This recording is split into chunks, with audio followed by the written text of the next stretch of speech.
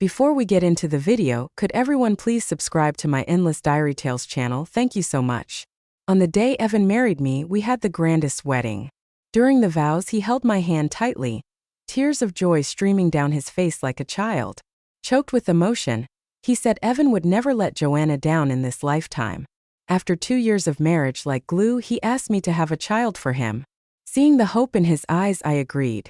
But that boy who once seemed unable to live without me couldn't bear the loneliness during my pregnancy and cheated, betraying his vows. When I was 6 months pregnant, I went to Helen's afternoon tea party. Evan carefully held my hand and settled me next to the most trusted Helen.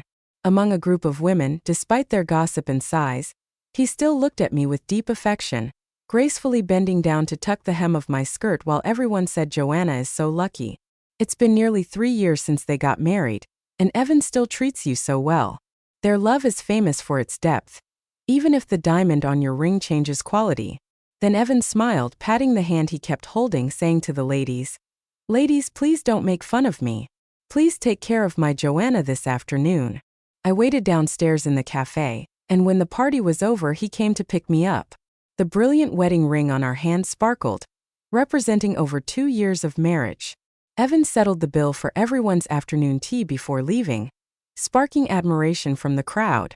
I smiled lightly, accepting these compliments. In a while, my phone buzzed with a message signed by Evan.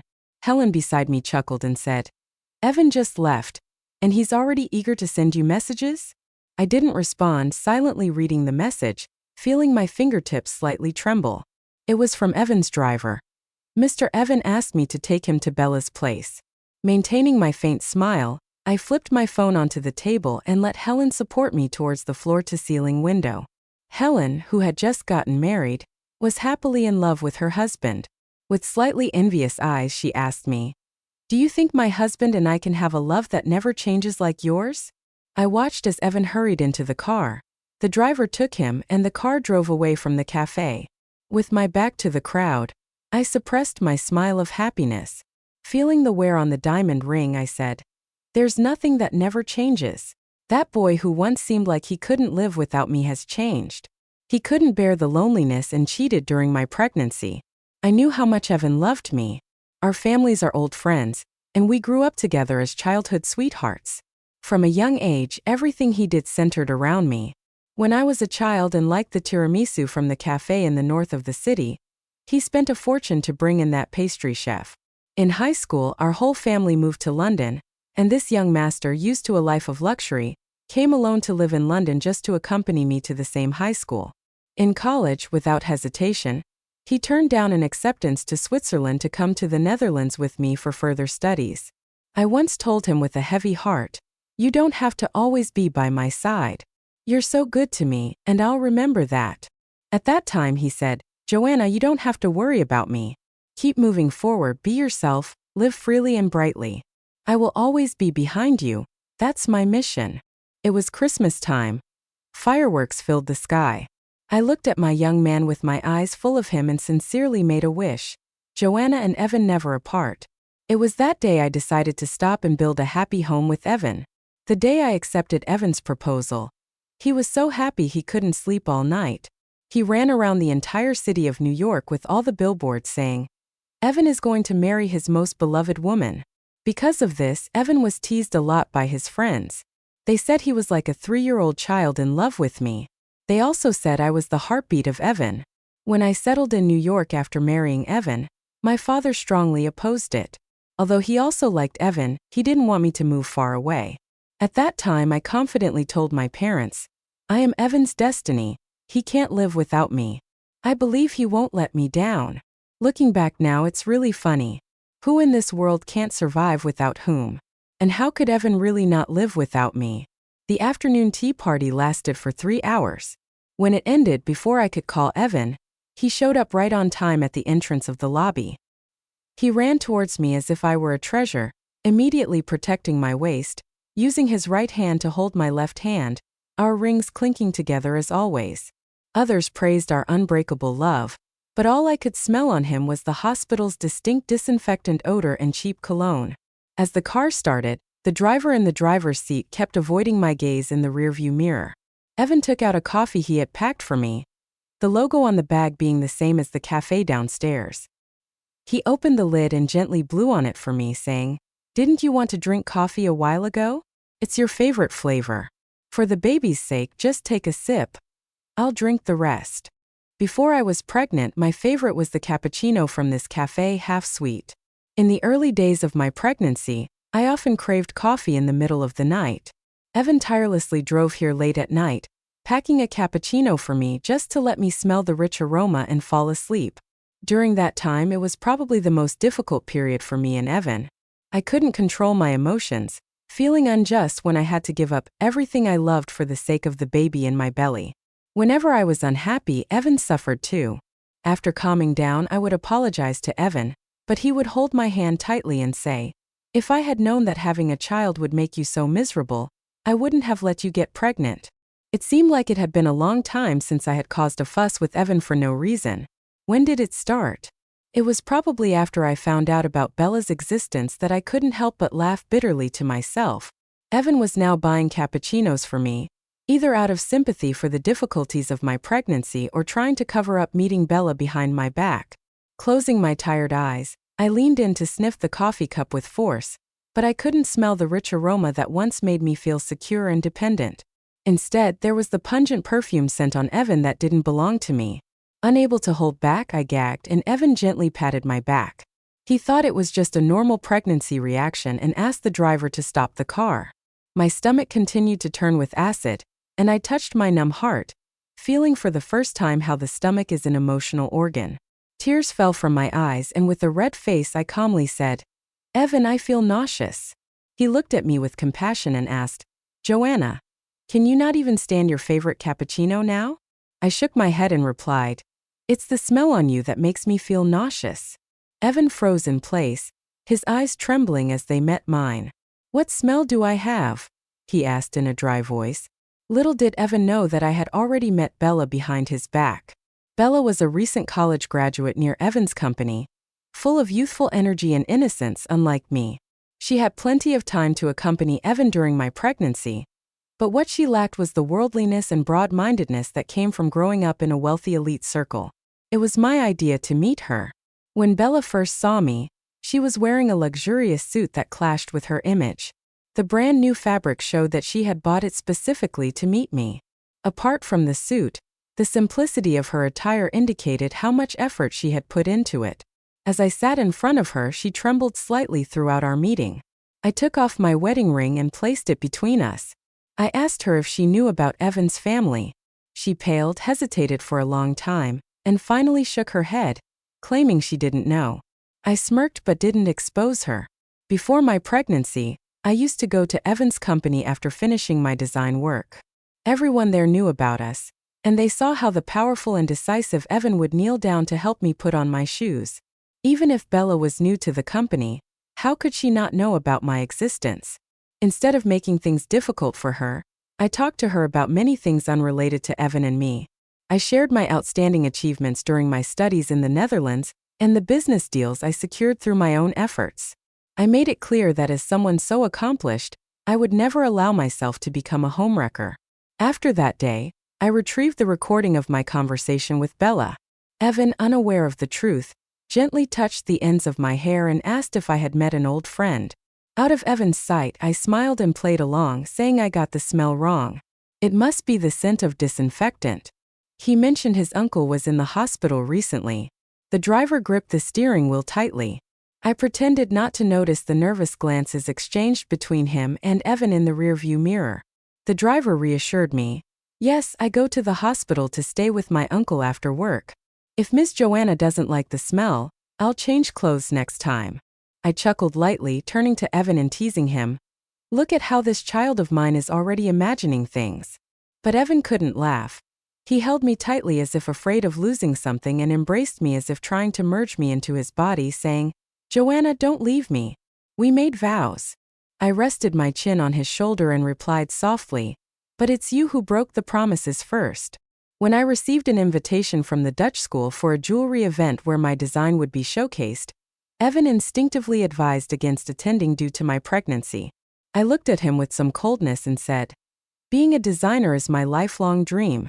Are you trying to interfere with my career because of the child? Evan froze in place and then crouched beside me, apologizing nervously. I'm sorry, Joanna. I was just worried about your health. I didn't mean to hold you back. His anxious tone showed his genuine concern for me, but the subconscious act of stopping me was also true. Perhaps that boy who once loved me deeply didn't even realize when he gradually disappeared. To make amends after attending the school's event, Evan took me on a half-month trip to the Netherlands. He never again said anything to contradict me, allowing me to eat and go wherever I wanted just like he used to. I just marched forward being myself and he was always behind me. But when I walked the streets of a foreign land and saw a little boy blowing bubbles, wanting to share the moment with Evan, he was still behind me but not looking at me. He was busy texting Bella from miles away. I hid my smile, didn't linger, and simply continued walking away. We didn't turn back for Evan anymore. We had booked the country villa for a whole month. When I was in college, Evan and I often chose this place for our dates. It offers the best night view in the world. Looking up, countless stars twinkle non-stop, and shooting stars pass by frequently. Evan once pointed to the brightest star and said to me, "Joanna, if you want, I'll pick the shiniest star for you." At that time I would always laugh and say Evan was childish, but deep down I was filled with joy. Everyone knew that Evan couldn't be without me, but what about me? I had already become dependent on him, so how would I be if I were without him? I had never dared to think about this question. A chilly evening wind blew into my clothes. I turned to look at Evan, not far away, typing on his phone with his back towards me while I casually adjusted the hem of my skirt. Evan's phone kept buzzing with message alerts. As our time living in the Netherlands went on, the frequency increased. But suddenly one day I didn't hear that reminder anymore. It turned out Evan had put his phone on silent mode. The Evan who promised to enjoy the night view with me was now rapidly replying to messages. Evan, I wanted to ask him, is he really that busy? He looked up at me, and before I could ask, his phone ringing interrupted us. Evan lowered his head to see the caller ID, and I caught his tightened hands. He hesitated for a moment before casually looking back at me. It's a call from the company, probably something urgent. I'll take it. I nodded without saying a word. He never used to take business calls by my side. Evan deliberately answered the call in front of me, maintaining a poker face while talking on the phone. If I hadn't answered a call from Bella before, I might have been fooled by Evan's professional demeanor. After we settled in the Netherlands, Bella and I met for the second time. She was the one who invited me this time.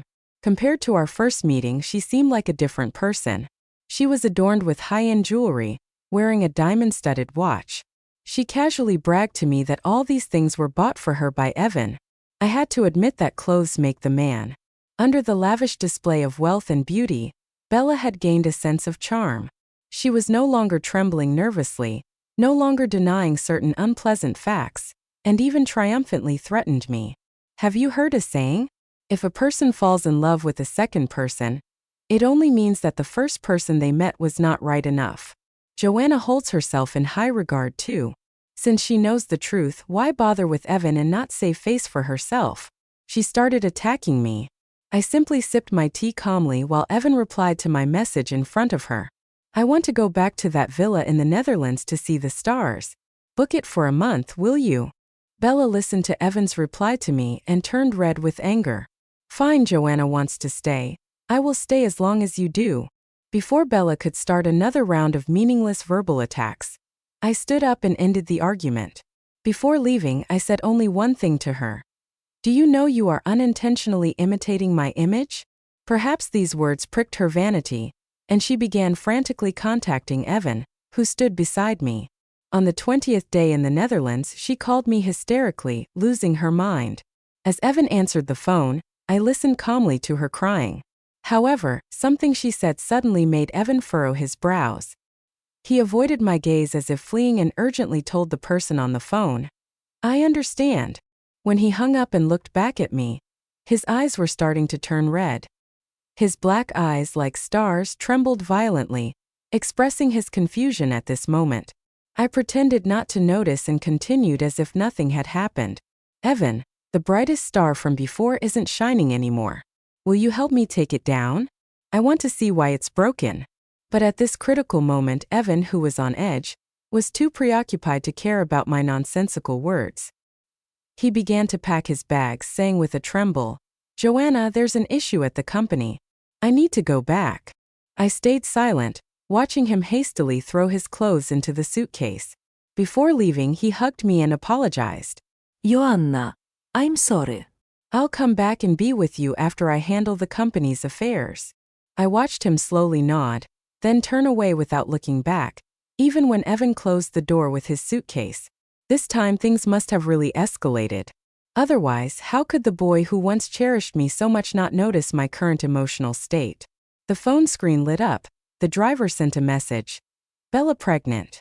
Unnoticed tears welled up in my eyes and quietly fell on the screen. Alone, I guarded the child in my belly and returned to my home country. Silently, I packed up the little things in Evan and my home, separating what belonged to me from Evan, keeping the pain of betrayal to myself, hidden from all friends and family. The love Evan once sincerely expressed to others has now turned into a sharp dagger piercing directly into my heart since my pregnancy. All the clothes had been neatly arranged by Evan for me. So now, facing the difficult task of packing while carrying my belly alone, everything seemed even more challenging. Every movement was difficult, every breath strained. Since knowing about Bella's existence, the suppressed emotions were no longer calm. They now roared and raged, seemingly wanting to devour me completely. Sensing my pain, my belly began to ache. I sat down slowly, supporting my belly, biting back the tears in my eyes. And then a call from my father was the final straw that broke the camel's back. It was the driver whom my father had secretly placed by Evan's side when I married into New York. I'm sure the driver had already told my parents about Bella. After answering the call, there were no words on the other end, only the sound of someone catching their breath in anger and helplessness. A myriad of grievances surged to my heart. I remembered what my father said when he was strongly against accompanying Evan to New York. What kind of far-off marriage is this? It's just a plane ride away. Dad furrowed his thick brows and said, "Let me tell you what it means to be neglected. If I don't slap Evan across the face within 2 hours, that's neglect." At that moment, as Dad teased me, I happily watched Evan cutting fruits for me. I challenged Dad, saying, "Evan would feel more upset than you if he saw me being mistreated." I used to trust Evan so much, but now I couldn't face Dad because of Evan's betrayal. He might scold me harshly, blaming me for not listening to him before. Or maybe he would casually say that I lost the bet and then console me. But he said nothing, just calmly said, "We're coming to pick you up." That was when I found out about Evan's betrayal, and it was the first time I cried loudly, only because of my dad's words. On the third night after I returned home, Evan came back. When he tiredly opened the door and saw the half-packed house and me crying on the floor, he was shocked. I could see he was trying hard to act casual, trying to deceive himself. He softly asked me, "Joanna, what's wrong?" I couldn't help but laugh at him again. This point he was still pretending. Evan was so frightened by my laughter that he rushed towards me, trembling. He hugged me tightly, saying, "Joanna, please don't look at me like that. What's happening?" He seemed so unfamiliar to me. I broke free from his embrace and asked calmly, "When did you become so spineless?" A woman's intuition is always the most timely and accurate. From the moment I first stood by the French windows and saw Bella helplessly dragging Evan out of the car after a drunken night, I remembered this woman. Taking off the diamond ring in my hand, I looked at the faint crack under the light in the study. But at that time I didn't take Bella seriously because you said you wouldn't let me down in this life. Mocking those words, I spoke quietly. It dawned on Evan then how terribly wrong he had been. He suddenly knelt before me and started slapping himself repeatedly. Crying, he begged for my forgiveness and carefully held my fingertips, saying, "Joanna, hit me, slap me, kick me if you want. Please forgive me. I'll cut off all ties with Bella." I shook my head and said, "Do you remember when I advised someone to turn back from the wrong path? That person was Bella." Evan's furrowed brows showed his disbelief. He hadn't realized that I and Bella had met so early. I gave her a chance to preserve her dignity, but she didn't cherish it and kept making mistakes. She even came to me flaunting, but I just saw her as a joke. Trembling, Evan kept apologizing. "Joanna, I'm sorry. I didn't expect her to harass you directly. I'll make her apologize to you. Please forgive me." I pulled away and handed him the diamond ring, saying, "Evan, you don't get a second chance to make a mistake with me. Once a thought crosses your mind, we're done." Tears streamed down Evan's eyes as he, like a child, shook his head stubbornly, refusing to take the ring. Without a word, I let go, allowing the ring to fall to the floor and roll to the corner of the sofa. "Joanna, please don't do this. I can't live without you. I was wrong, please forgive me." Evan picked up the ring from the floor, tearing up, and crawled beside me. I opened the drawer, took out the pre-prepared divorce agreement from my pile of designs, and said, "We represent the faces of two families. Let's maintain our dignity." Evan signed it. Tearing the agreement apart like fate, Evan cried and begged me. I thought at this moment I might feel sad or soft-hearted for him. But now I felt calm, with a hint of self-worth from the past. Watching him tear the agreement, I asked, "Where have you placed Bella now?" Deflated, he lost the courage to stop me and muttered, "I sent her to Japan." With a cold smile, I closed my eyes, saying, "If I hadn't exposed it today, how long did you plan to hide it from me?" "Until she gave birth to that child." "Evan, I'm so disappointed in you." Unable to stop me, Evan followed behind me as I continued to pack my things. As he reached for the items on the high cabinet that I couldn't reach, he reluctantly helped, calling my name softly, "Joanna." In the end, I zipped up the suitcase and sat on the sofa waiting. Kneeling in front of me, Evan stared at me with pleading eyes. "Joanna," I said. "Evan, let's get a divorce." He pleaded, "Joanna, end me." Evan shook his head in pain, saying weakly, "Without you, I can't live." Tears welled up again, and he tried to suppress his sobs. His appearance was similar to that on our wedding day, choking with happiness that he had finally married me. However, at that time, he firmly said that he would never let Joanna down, and now, after doing everything he shouldn't have, he still hoped for my forgiveness. Looking into Evan's deep peach blossom eyes, I said, "They say you must swallow 10,000 needles if you betray someone's genuine love. Evan, I don't need you to do that. I just want to ask, where is the boy who once loved me deeply?" Evan came closer, trying to see if I had any emotions, expressing, "Joanna, I'm still here. I've always loved you." Quietly, I shook my head in denial. It was when I saw Evan love me deeply that I could feel it most clearly. When that love turned sour, Evan held back his emotions, regained his composure, and tried everything to keep me. "Joanna, our child is about to be born. Please forgive me this time. Give our child a complete home. I swear I won't make mistakes again, okay?" I suddenly frowned, avoiding his hand, feeling disgusted. "Do you want to trap me with a child?" My stomach churned with nausea, this time only because of the man in front of me. "When you begged me to have a child, how did you guarantee that the child wouldn't trap my life?" "Exactly, you couldn't even keep the vows you made at our wedding, let alone these insignificant assurances. Evan, you make me sick." The timely doorbell interrupted Evan, who was trying to defend himself. He calmed me down, told me to sit still, and went to open the door. Before he could see clearly who was there, his face had already taken a solid punch. Evan was knocked to the ground, frowning until he saw that it was my parents who had come from London. All his fight drained from him in an instant. He knew there was no saving grace anymore. He didn't dare to resist and took my dad's beating without a sound.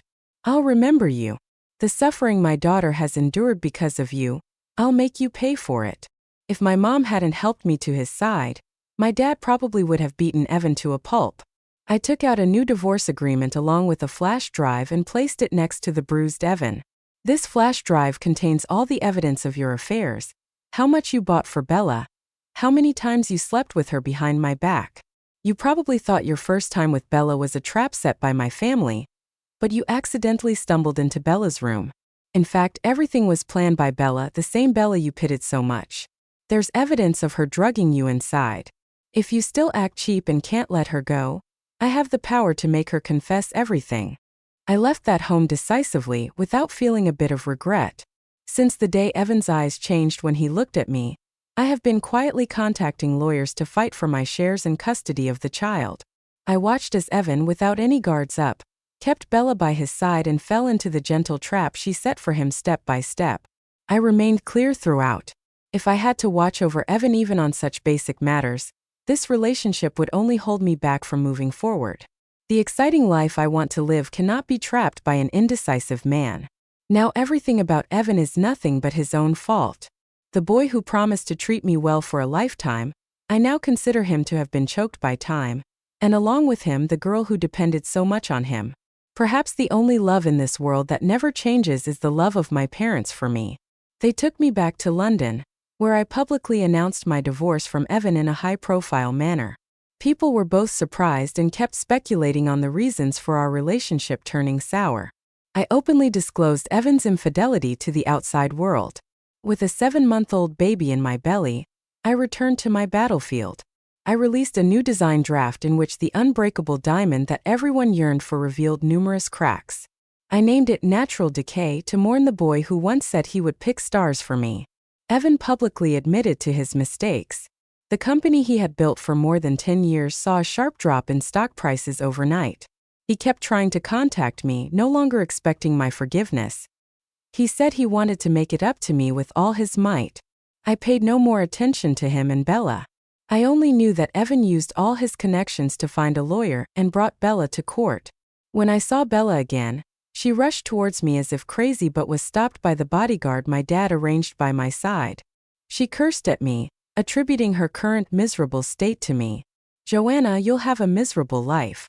It must be you who forced Evan to get rid of our child. Why does Evan still love you in the end? Why can you have everything I can never reach in my life? Why can't I even protect my only dad who died of cancer yesterday? I just wanted Evan to help me save my dad."